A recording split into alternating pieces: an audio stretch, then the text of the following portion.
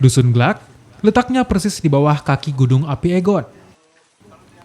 Di dusun ini, warganya belum dapat mengakses jaringan komunikasi secara memadai.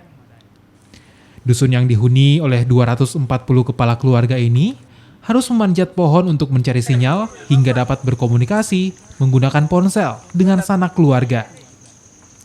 Kondisi ini membuat akses informasi ke daerah ini sangat minim.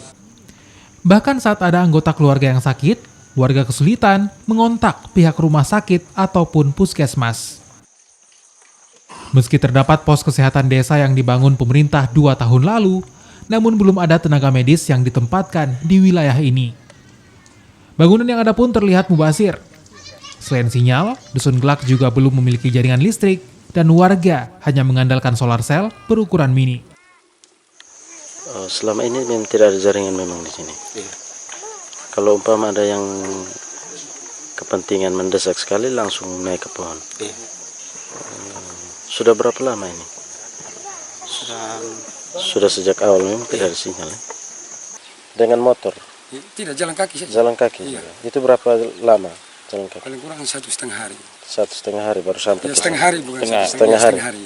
Setengah hari baru sampai ke sana. Tidak ada jalan sehingga harus jalan kaki. Kendaraan tidak Ya bisa. memang ada jalan, tapi jalan jelek kemana kita mau pakai ini kendaraan? Karena kendaraan juga tidak ada dan jalan juga tidak ini. Tidak Jalan tembus. tidak tembus dan Akses jalan menuju Dusun Glak juga cukup memprihatinkan. Warga berharap pemerintah memperhatikan kondisi mereka hingga dapat keluar dari situasi ketertinggalan.